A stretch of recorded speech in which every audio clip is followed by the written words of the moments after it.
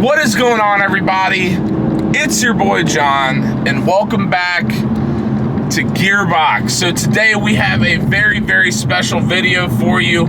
Yes, we're in the Mk5 Supra, but really what's the most special is that you're getting to see me at 6:30 in the morning. Usually when I'm filming after work or I'm filming on the weekends, but not today. I decided let's switch it up. Let's get a video filmed before we even get to work and just start our day off that much better. So that's what we're going to do. So once again, guys, welcome back to the channel. Obviously in the Mk5 today, we're gonna be talking about the Mk5, and really we have a pretty special topic, or at least a topic that I am very excited to talk about, and that is the idea of performance mods.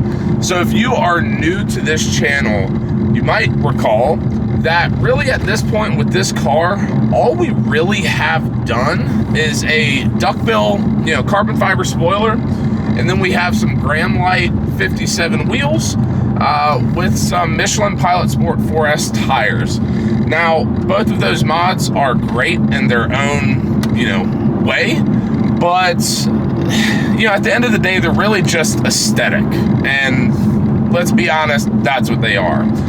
What I want to talk about today is the idea of performance mods, because this car is as great as it is. It makes good power. It sounds pretty good from factory, but in my opinion, in my expert opinion, this car is just a little too tame. I want some more induction noises. I want some more exhaust. I want some more bangs. I want some more pops. I want all the shit that makes us car people enjoy cars, and especially forced induction cars, because those sounds just you can't beat them. So why not hear them all the time? So really, that's what I want to talk about today. Right now, I am between a cold air intake, which I don't want to spoil like what specifically I'm looking at, but ultimately I'm between a cold air intake and I'm in between a downpipe as well. Now, actually, before we get into that, I'm right by QT. I need to go get some caffeine, do my little morning routine.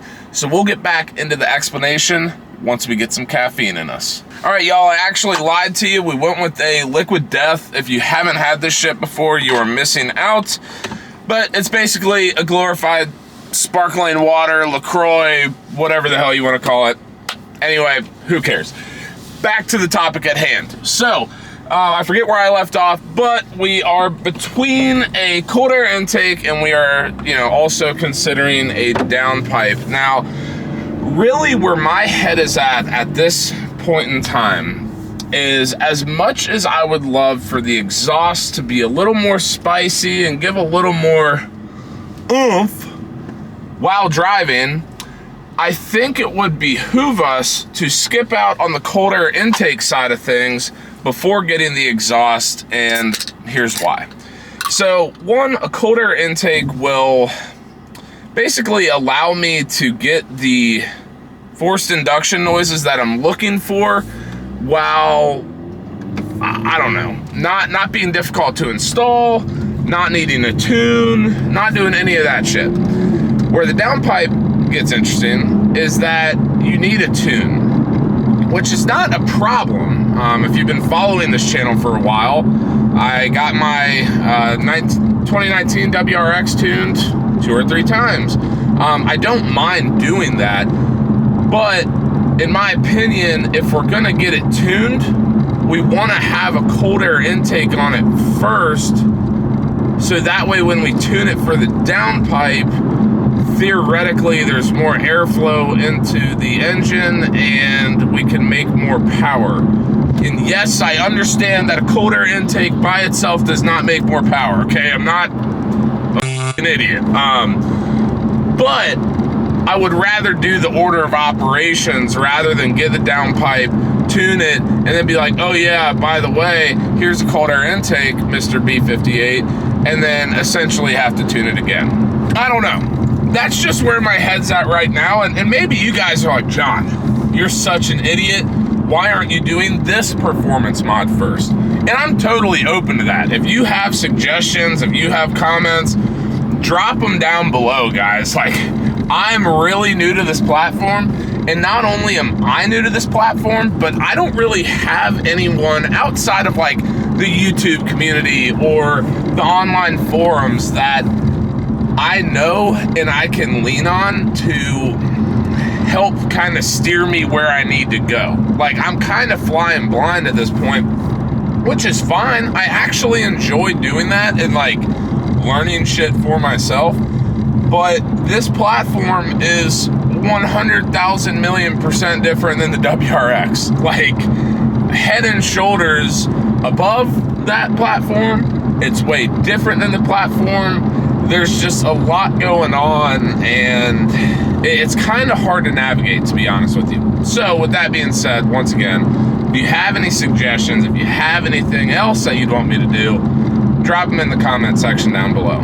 But I guess we'll get into it, because why not? If you're here this late in the video, good on you. You deserve to hear this extra information. So as far as what I'm considering buying, let's talk about the cold air intake first. Really the only thing that I'm considering right now is the HKS race suction something. So basically it is the intake red cap thing, red filter, without the box, the carbon fiber box.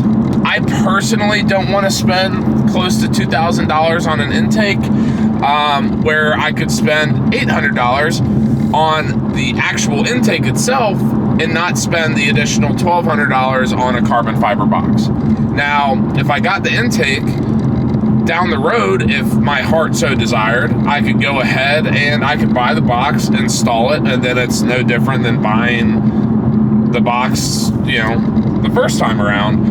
It would just be an add-on, basically. So that's kind of what I'm thinking. I think in my heart of hearts, that's really the way to go. There are some other intakes out there, but I just love HKS. Having their blow-off valve on my WRX, I've just become a huge HKS fanboy, and so if I can support them in any way, shape, or form, that's what I want to do. Now, the downpipe is where it gets a little bit different, and I know that there have been videos that I've made on this. There are tons of videos on YouTube, because trust me, I've probably watched every single one of them, discussing the different downpipes for the Supra, and this is where I need help, guys. I've seen my cheap route, you know, AKE Takeda, I believe is the name of it. I've seen the super expensive AutoWorks, blah, blah, blah. I forget all the names of them because I haven't really been researching them lately. Long story short, there are a metric shit ton of downpipe options out there. And that's honestly part of the reason that's scaring me away from buying one, is I don't want to make a wrong decision. And I usually don't have that paralysis by analysis in my body. But there's a lot going on with the downpipes, and so I want to make sure I make the right decision. So that's that.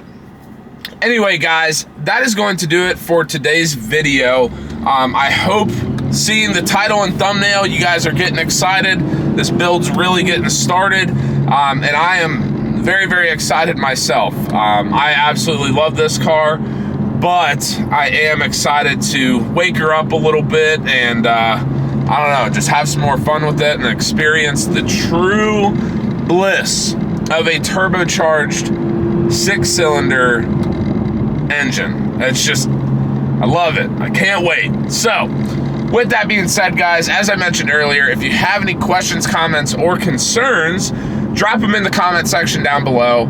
If you like this video, give this video a big, fat thumbs up.